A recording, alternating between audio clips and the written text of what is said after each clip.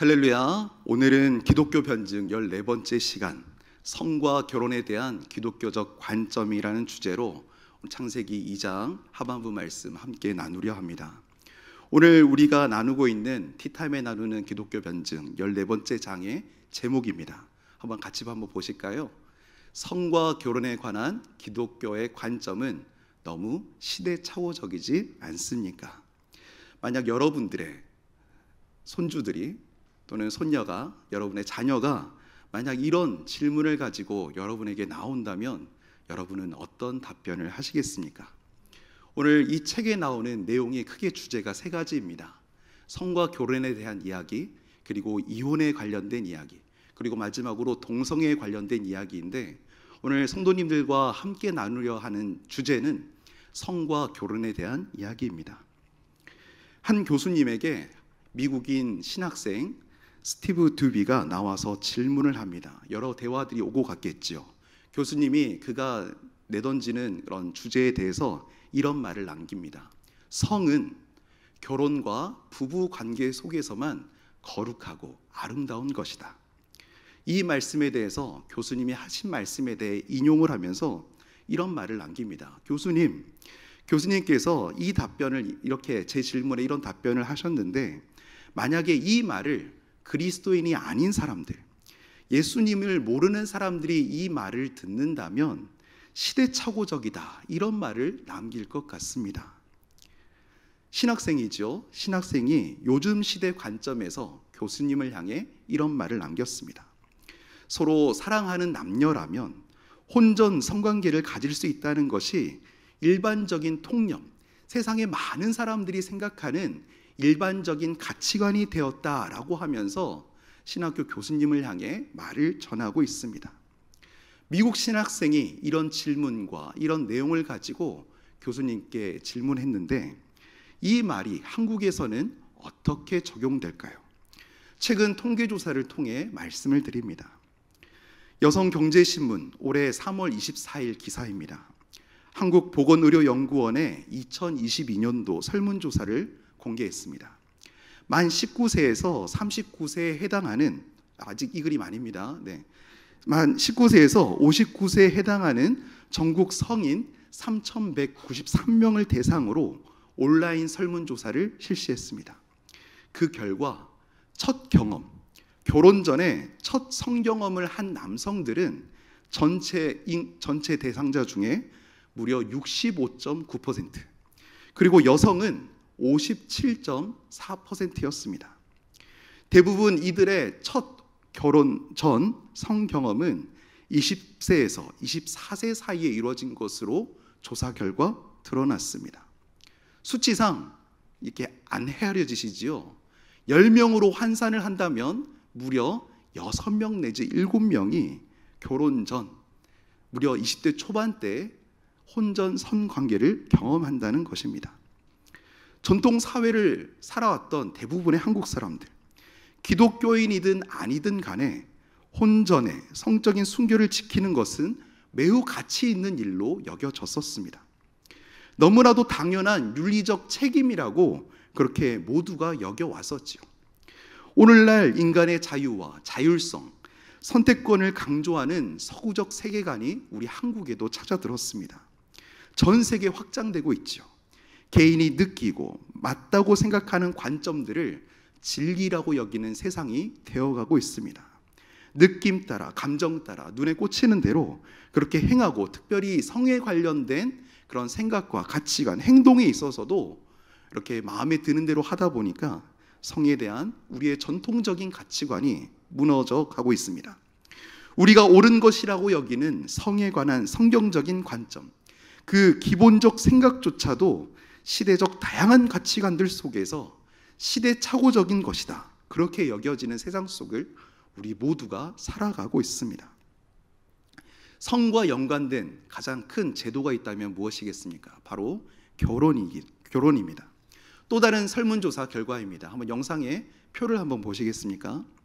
문화체육관광부가 조사한 한국갤럽조사연구소에서 의뢰해서 문화체육관광부가 조사한 전국 성인 5,100명을 대상으로 진행한 2022년 한국인의 의식 가치관 조사입니다. 결혼에 대한 인식을 살펴보았는데요, 가능한 한 하는 것이 좋다라고 응답한 비율이 절반에 못 미치는 47.4%였습니다. 다음으로는 본인이 원하지 않는다면 하지 않아도 된다가 35%, 결혼은 반드시 꼭 해야만 하는 것이다 라고 생각하는 그 비율이 얼마일까요? 17.6%로 나왔습니다. 위에 여러분들이 지금 표에 보시다시피 이 외에도 결혼, 우리가 흔히 알고 있는 남녀가 결혼하는 그 평범한 남녀가 결혼하는 그 형태 외에 다양한 형태들에 대한 폭이 넓은 생각들이 점점 더 사람들의 동의를 얻어가고 있는 상황입니다. 동거나 동성 결혼에 대한 비율을 우리가 경각심을 갖고 지켜봐야 하겠습니다. 우리는 지금 이 상황들을 어떻게 받아들여야 하겠습니까? 최근에 뉴스를 보신 분은 아마 아실 것입니다. 합계 출산율, 대한민국의 한 여성 인구가 평생을 걸쳐서 기대되어지는 신생아 출생률을 말하는 수치인데, 이제 이 인구 비율이 이제 0.7명 이하로 떨어졌다고 합니다. 결국 이것이 떨어지는 이유는 결혼을 많이 하지 않기 때문인데, 스펙이나 환경적, 조건적 사항들이 많아지고 청년의 때에 준비하고 갖춰야 할 것들이 많아지면서 결혼이 점점 더 늦어지면서 영향을 받고 있는 통계들입니다. 요즘 우리 자녀들 또는 손주들한테 이런 얘기 들어보신 분 있으실 것입니다. 결혼 말고 비혼을 선택한다고, 결혼하지 않는 것을 선택한다고. 혼외 출생아 비율도 역대 최고라고 합니다. 9,800여 명이 태어났는데 지금까지 혼외 출산 비율 중에 최고치를 달려고 있습니다. 믿음의 성도들인 우리 모든 성도님들에게 질문합니다. 성과 결혼에 대한 기독교적 관점. 성은 결혼과 부부관계 속에서만 거룩하고 아름다운 것이다 라고 하는 이 생각, 이것은 시대착오적이지 않습니까? 라는 질문 앞에 우리는 과연 어떤 답변을 해야 하겠습니까? 의식주에 관한 모든 관점, 방법들이 바뀌어가고 있고, 성과 결혼에 대한 기독교적 관점도 이와 같은 통계치를 통해 보시듯이 이 시대에 따라 변화해가고 있는데 우리도 좀 바뀌어야 되지 않겠습니까? 우리는 이렇게 질문하는 사람들 앞에서 어떤 대답을 해야 하겠습니까? 우리 그리스도인들, 성과 결혼에 대하여 무엇을 기준 삼아 어떻게 답변해야 할지 우리는 너무나 잘 알고 있죠. 우리는 하나님의 말씀인 성경을 기준 삼아 살아가는 사람들입니다. 성경적인 관점을 고수하고 성경의 가르침을 따라 삶을 걸어가야 하는 사람들입니다. 성경적인 관점을 고수하면서 변화되는 가치관 통계로 인하여서 우리의 신념을 물타기 할 것이 아니라 성경의 올바른 가치관을 정립하여 이 세상 사람들이 묻는 질문들 앞에, 우리의 자녀와 손주들, 손녀들이 묻는 그 질문 앞에서 우리는 정확한 답변을 할 수 있어야 하겠습니다. 믿지 않는 사람들을 말로만 설득할 것이 아니라 또한 우리가 오늘 성경적 거룩한 성생활과 아름다운 결혼 생활을 실천함으로써 세상 사람들이 우리가 살아가는 삶의 방식에 진정한 매력을 느끼도록 그들에게 선한 영향력을 끼치시는 삶이 되시기를 간절히 소망합니다. 우리는 어떤 세상 속을 살아가고 있습니까? 이미 통계치를 보셨다시피 성에 대한 왜곡된 가치관 속에 우리는 살아가고 있습니다. 우리는 이 세상이 어떠한지를 분명히 알아야만 하겠죠. 하나님께서는 죄악으로 인하여 성에 대한 왜곡된 가치관을 부추기고 잘못된 음성을 들려주는 이 세상 속에서 하나님의 분명한 음성을 들어야 한다고 우리에게 말씀을 통해 알려주고 계십니다. 먼저 이 세상, 하나님의 아름다운 선물, 우리에게 성과 결혼 제도를 허락했는데 우리는 이것을 어떻게 더럽혀 왔습니까? 먼저는 하나님께서 선물로 주신 아름다운 성이 있었고, 이후에 인간의 범죄가 있었습니다. 아담과 하와가 죄로 말미암아 하나님과의 관계가 끊어졌죠. 그 이후에 원래는 부끄러워하지 않았을 자신들의 모습, 이제는 죄악 이후에는 자신들의 벌거벗은 모습을 부끄러워하며 하나님 앞에 숨었습니다. 하나님이 선하다 하신 성의 가치가 왜곡되고 변질되었던 그 시작, 그 시점이었습니다. 아담과 하와 이래로 이런 인간의 죄성이 성이라는 순수하고 아름답게 만드신 하나님의 선물을 세상 문화, 가치관 가운데 타락시키고 부패시켰습니다. 성스럽게 만드신 것을 타락하게 만들어 버렸습니다. 죄로 인한 타락의 결과가 무엇입니까? 성에 대한 가치와 사고들에 있어서 왜곡된 관점들이 많이 있죠. 오늘날 일일이 다 예를 들지 않겠습니다. 성에 대한 가치가 어떻게 폄하되고 있습니까? 성이 상품화되었습니다. 보고 듣고 경험하는 모든 것들에서 우리의 눈과 귀를 사로잡기 위해서 성적인 코드들, 그런 메시지, 영상 매체들이 빠지지 않고 있습니다. 우리는 이런 시대적 문화 가운데서 하나님이 원래 아름답고 순수하게 만들어 놓으신 이 성에 대한 하나님의 본질적이고 창조 섭리가 담겨 있는 이 성의 관점을 우리가 놓쳐서는 안 되겠습니다. 왜곡된 관점을 그대로 수용할 것이 아니라 무엇이 옳고 그른지 분명하게 분별하여서 하나님의 관점을 구하고 찾지 않는다면 우리는 똑같이 세상 사람들의 그 타락한 문화 속에 젖어들고 말 것입니다. 하나님께서 성을 선물로 주신 그 아름다운 선물의 의미들을 오늘 짧은 시간이나마 말씀을 통해 살펴보고, 결혼이라는 제도 속에 우리를 보호하시면서 풍성한 이 성의 아름다움을 누리게 하시는 그 선하신 의도와 목적을 함께 살펴보려고 합니다. 먼저 질문드립니다. 하나님은 과연 이 성에 대해서 어떻게 생각하시겠습니까? 하나님께서 선물로 주신 이 성은 원래 창조 그 상태, 그 의미에서 어떤 의미를 가지고 있습니까? 첫 번째, 기억하시기 바랍니다. 하나님께서는 부부라는 관계 속에서 친밀한 하나됨을 위하여서 성이라는 선물을 우리에게 허락해 주셨습니다. 아담과 하와, 아까 우리 창세기 2장 말씀 읽었지요.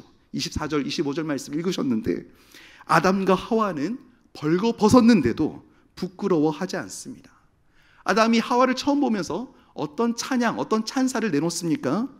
우리 여러분 한번 먼 옛날이지만 연애 시작하실 때 우리 상대방을 향해 하셨던 그 내용들 기억하시나요? 저도 결혼 10년 차인데 연인이 서로 좋아하면 무슨 말부터 합니까? 니 참 예쁘다, 니 참 멋있다, 이런 말들 하지 않으셨습니까? 아마 엊그제처럼 기억하시리라 생각이 듭니다. 맞지? 네. 성경에 기록한 인간의 첫 대사입니다. 무엇입니까? 아담의 첫 문장이 무엇이었습니까? 창세기 2장 23절의 새 번역 성경 버전으로 제가 읽어드립니다. 하와를 향해 아담이 하는 말입니다. 이제야 너가 나타났구나. 이 사람 뼈도 나의 뼈다, 살도 나의 살이다. 완벽한 문장으로 완벽한 시인이 되어서 노래하고 있습니다.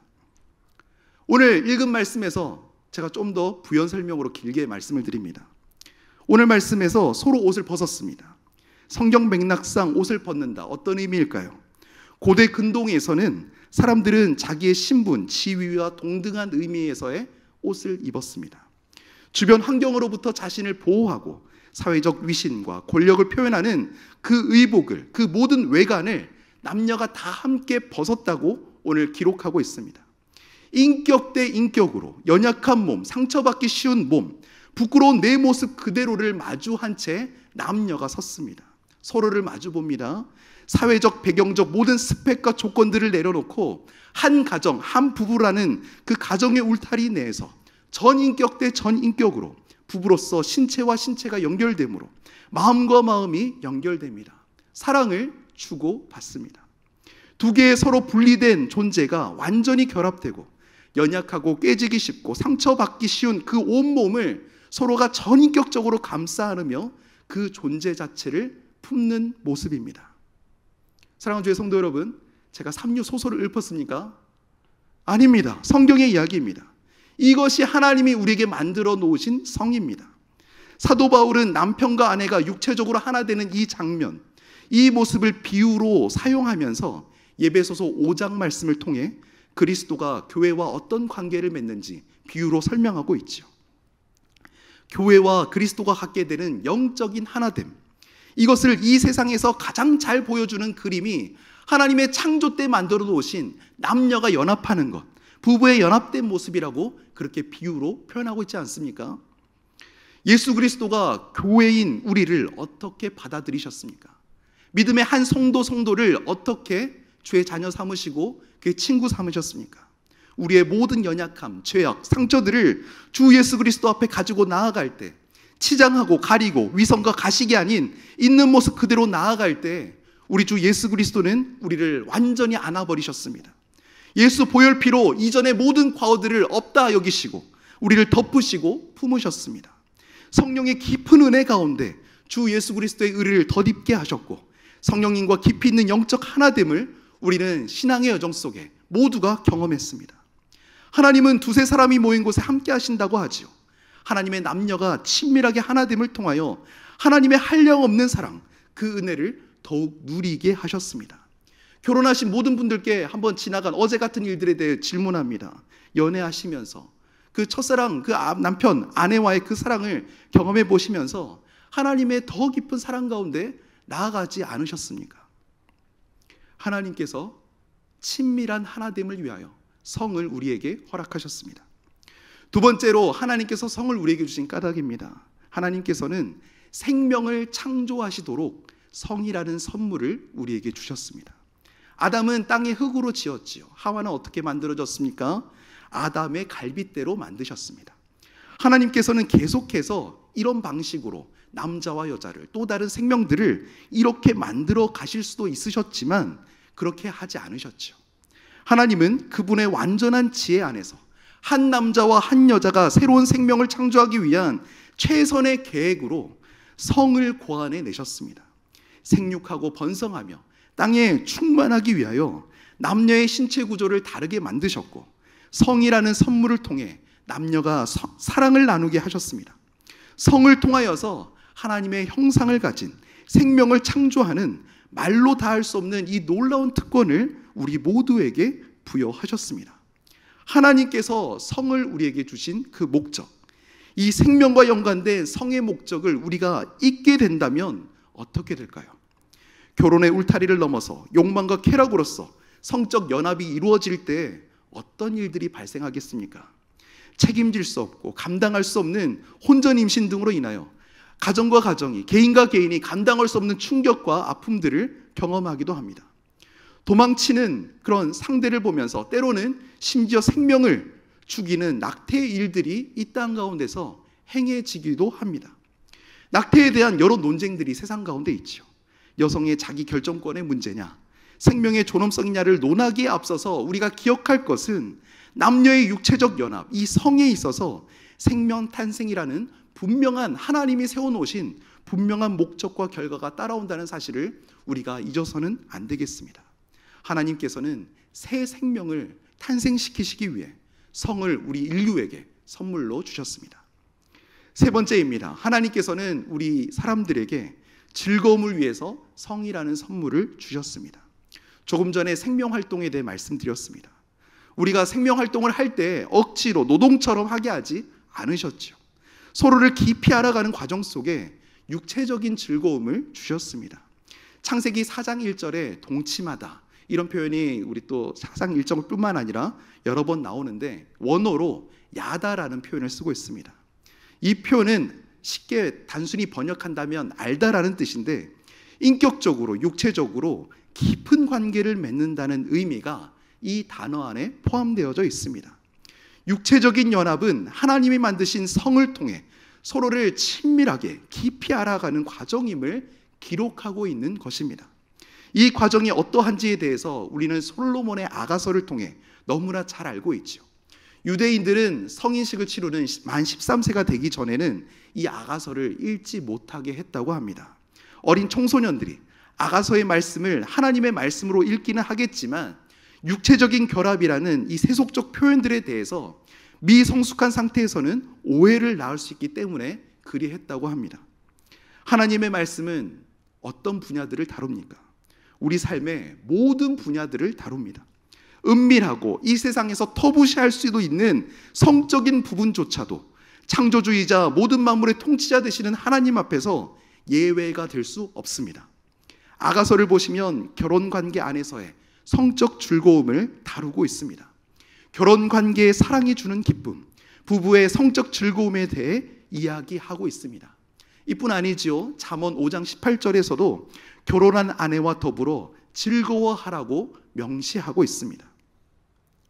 질문드립니다. 만약에 결혼이라는 제도를 떠나서 결혼한 부부가 허락된 부부 관계 외에 다른 이성과의 만남 속에 즐거움을 찾는다면 우리는 이것을 뭐라 부릅니까? 두 글자입니다. 불륜이라고 하지요. 요즘 드라마에서 얼마나 많이 다루고 있습니까? 불법적인 이 관계가 만약에 우리가 있는 가정, 직장, 교회, 사회에서 일어난다면 이 일들로 말미암아 얼마나 많은 이들이 상처받고 충격을 받는지 모릅니다. 하나님과 이스라엘 백성과의 관계에서 하나님께서는 우상 숭배하는 이스라엘 백성들을 향하여서 음행하는 백성들이라고 자주 표현하셨던 것을 우리가 기억해야만 합니다. 시편에 하나님 안에서 즐거워하는 시편 기자의 고백이 얼마나 많이 나옵니까? 우리가 하나님 관계, 그 관계를 기억하면서 하나님께서 예비해 두시고 인도해 주신 이 결혼이란 생활 가운데서 하나님께서 누리게 하신 이 즐거움들을, 이 성을 우리가 하나님의 그 테두리 안에서 우리가 기억해야 할 것입니다. 네 번째로 하나님께서는 유혹을 막는 방어책으로 이 성이라는 선물을 우리에게 주셨습니다. 하나님이 선물로 주신 이 성, 이것을 향한 성적인 욕구들을 우리 모두에게 주셨지요. 이 성적 욕구, 이 성, 이 선을 위해서도 악을 위해서도 이것은 강력한 힘으로 작용할 수 있습니다. 하나님께서는 그분의 선물이 분명하게 하나님의 뜻을 이루고 선한 목적을 위해 사용되기를 기뻐하십니다. 앞서 성을 우리에게 주신 목적들을 다뤘습니다. 어떤 것들이었습니까? 남녀 간의 친밀한 하나됨을 누리고 자녀를 낳으며 결혼관계 안에서의 즐거움과 위로를 주기 위해 이 성을 사용하도록 하나님이 그렇게 만드셨습니다. 그런데 이것을 어떻게 만드셨습니까? 하나님께서는 이 놀랍고 경이로운 성을 남녀의 결혼 서약이라는 그 띠로 묶으셨습니다. 결혼 약속의 범위 안에서 가능하다고 이것을 제한시키셨습니다. 하나님의 이 놀라운 선물을 성경 곳곳에 경이롭게 기록하시면서도 결혼이라는 제도 밖에 나가지 말 것에 대한 강력한 경고 또한 놓치지 않게 하셨습니다. 우리 잠언 5장 18절에서 19절 말씀을 우리 다 같이 천천히 함께 읽어보시겠습니다. 내 셈으로 복되게 하라. 네가 젊어서 취한 아내를 즐거워하라. 그는 사랑스러운 암사슴 같고 아름다운 암노루 같으니 너는 그의 품을 항상 족하게 여기며 그의 사랑을 항상 영모하라. 아멘. 시내산에서 모세와 이스라엘 공동체가 받은 10계명 가운데 7번째 계명을 기억하십니까? 우리가 이것을 마음에 외우고 있지요. 무엇입니까? 6글자입니다. 간음하지 말라. 간음하지 말라. 청년들한테 말하는 말일까요? 결혼한 공동체 지체들에게 말하는 말일까요? 이와 관련하여 결혼 전에 청년들에게 이런 말들이 아니라 결혼 후 부부 생활을 하고 있는 이들에게 더욱 주시는 메시지입니다. 결혼 전 청년들이, 결혼을 앞두고 있는 청년들이 가끔 묻는 질문들이 있습니다. 정말 이런 말 있죠. 지금 이 배우자가 진짜 하나님이 예비하신 배우자인지 결혼을 앞두고서도 끝까지 이렇게 고민하는 자매들의 이야기를 들은 적이 있습니다. 농담 아닌 농담처럼 그 자매들이 어떤 고백을 하느냐. 결혼하기 전까지 모른다. 이런 표현을 하면서 결혼 끝까지 기도로 깨어 있어야 할 것들을 당부하곤 했었는데요. 요즘은 또 어떤 말들이 오고 가고 있습니까? 결혼해도 모르는 세상이 되어져 버렸습니다. 예수님은 어떤 말들을 남기셨을까요? 마태복음 5장 27절 이하에서 마음으로 음욕을 품고 이성을 바라보는 자마다 간음죄라고 명하셨습니다. 구약에 있는 메시지 제7계명을 더욱 확장시켜서 우리가 육신의 소욕을 따르지 않고 성령을 따라 행하면서 하나님이 정해놓으신 결혼이란 테두리 안에서 성을 누려야 할 것들에 대해 명시하신 그 모든 내용들을 더하시며 이 메시지를 우리에게 남겨주셨습니다. 하나님의 아름다운 성의 가치관이 변질되어 가고 있는 시대 가운데에서 잘못된 성 가치관으로 폭력을 일삼는 일들이 끊이지 않고 있는 이 세상 가운데에서 우리는 더욱더 복음의 가치 그대로 하나님께서 우리에게 일러주신 이 방법 그대로를 우리가 잊지 말아야 하겠습니다. 허락된 축복 안에서 결혼으로 맺어진 부부라는 관계 속에서 성을 온전히 누리도록 하신 하나님의 이 원칙이 얼마나 소중하고 중요한 것인지 깊이 인식하시는 시간 되시기를 축원합니다. 오늘 본문 말씀 속에 타락하기 전에 아담과 이 하와의 결혼 생활이 어떠했을지 한번 상상해 보시기 바랍니다. 그들이 나눈 대화, 신뢰, 동반자 의식, 친밀감의 그 깊이를 한번 머릿속에 떠올려 보시기 바랍니다. 그 깊은 행복과 친밀감과 하나 되고 연합됨을 누렸던 그들이 죄로 인하여 타락한 이후에 불신이 찾아왔습니다. 서로를 정죄합니다. 하나님이 범죄한 이후에 이렇게 물으시지요. 누구한테 물으십니까? 아담한테 물었습니다. 내가 너에게 먹지 말라 명한 그 나무 열매를 네가 먹었느냐? 이렇게 물었는데 뜬금없이 아담이 yes or no로 대답해야 되는데 뜬금없이 뭐라고 대답하지요? 저 여자가 내게 먹게 했습니다라고 하면서 손가락질합니다. 여자를 지칭하며 핑계를 대고 손가락질하죠. 이기심과 교만이 부부 사이에 찾아왔습니다. 기억하실 것이 있습니다. 하나님께서는 이런 범죄와 타락 이후에 서로를 손가락질하고 이기심으로 교만한 상태에서 서로를 미워하며 핑계대는 이 부부 사이에서도 부부가 한 몸을 이루며 살아야 한다는 명령을 창세기 2장, 3장 이후에 줄곧 동일하게 끊임없이 말씀해 오셨습니다. 누구를 위해서일까요? 바로 우리를 위해서. 시대가 바뀔 때마다 진리의 말씀이 바뀌었는지 우리는 돌아보아야 합니다. 구약에서 성과 결혼에 대한 여러 가지 생각들이 시대적으로 바뀌어 왔습니다. 아까 모세가 있던 그 시대를 한번 설명드립니다. 모세가 살던 그 애굽 시대는 어땠습니까? 일부 다처제가 성행했던 애굽에서 출애굽을 한 이스라엘 백성들이었습니다. 어느 나라의 가치와 결혼관이 영향을 받았을까요? 애굽의 영향을 분명히 받았을 것입니다.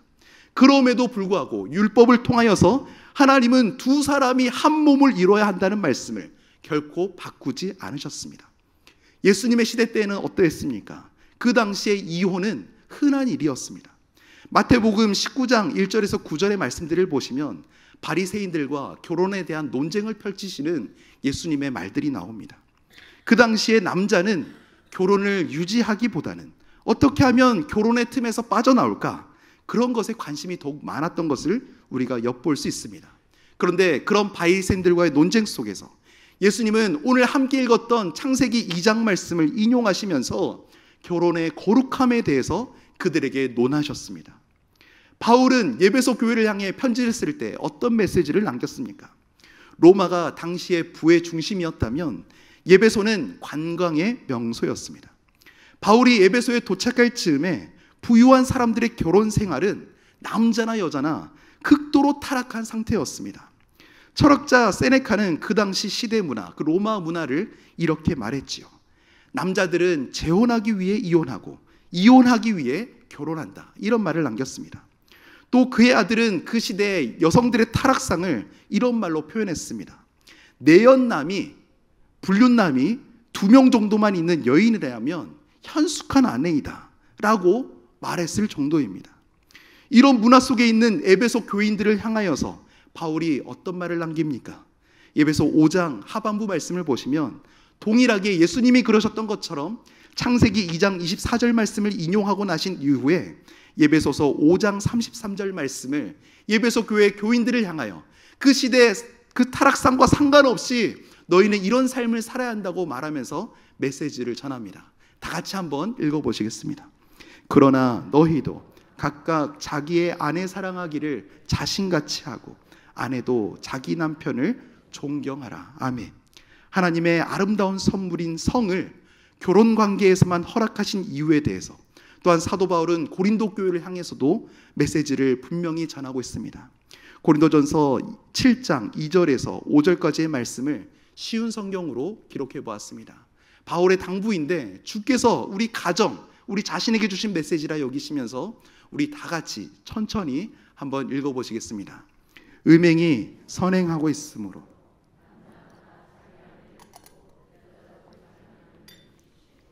남편은 아내에게 혼인의 의무를 다하고 아내도 남편에게 그렇게 하십시오. 아내의 몸은 자기 것만이 아니라 남편의 것이기도 하며 남편의 몸도 자기 것만이 아니라 아내의 것이기도 합니다. 남편과 아내는 서로 합의하여 기도에 전념하기 위해 얼마 동안 떨어져 있는 경우를 제외하고는 서로 떨어져 있지 마십시오. 잠시 떨어져 있는 경우라도 사탄이 여러분의 약함을 틈타 시험할지 모르니 그 후에는 다시 합치십시오. 아멘. 주의 말씀을 기억하시는 저녁 되시기 바랍니다. 오늘 변화되는 시대 가치 속에 기독교적 진리가 시대착오적이지 않고 하나님이 정해주신 이 방법, 부부 안에 허락된 아름다운 성을 온전히 누릴 수 있어야 한다는 그런 측면에서 오늘 메시지를 전했습니다. 이제 적용부를 나눕니다. 여기에 많은 부부들이 계시죠. 부부간에 더 깊이 나눠야 할 이야기와 질문들이 오늘 메시지를 중심으로 더 확장될 수 있습니다. 가정사역 전문가이신 지구촌 가정훈련 원장이신 이희범 목사님께서 특별히 이 부분에 대한 주제들을 유튜브와 여러 집회 가운데 많이 하고 계신데, 그분께 결혼 예비학교를 받으면서 추천받았던 신혼부부와 예비부부들에게 추천해 주셨던 책을 한번 적용차 공유하고 싶습니다. 린다 딜로우의 친밀한 하나됨이라는 책이 있습니다. 부부간의 성격 차이인 줄 알았는데 성적 차이로 인하여 고통받다가 헤어지고 끊어지는 그리스도인들이 많이 있다 들었습니다.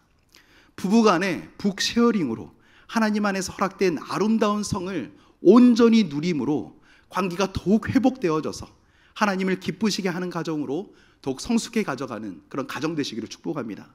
이 메시지가 비단 우리 부부뿐만이 아니라 이 험악하고 이 부패한 세상 가운데서 우리의 자녀 세대, 우리의 손주 세대들이 들어야 할 메시지들일 것입니다. 더 구체적인 수많은 질문들이 오늘 본문 말씀을 통해 확장될 수 있습니다. 성과 결혼에 대한 부분은 비단 청년에만 해당되는 메시지는 아니겠지요. 이곳에 또한 사별이나 이별, 비혼의 증가로 인하여 개개인이 결혼이라는 형태의 가족이 아니라 앞으로 주류가 되는 가족의 형태가 어떤 가족인지 아십니까? 서울대학교 아동가족학과 교수님으로부터 본 메시지입니다. 앞으로 2050년도가 되면 대한민국 인구의 60%가 넘는 가족이 1인 가정이 될 것이라고 합니다. 이들은 과연 어떻게 살아갈 것인가? 저는 지금 사목장을 담당하고 있습니다. 40대 후반의 청년들까지 있는데요.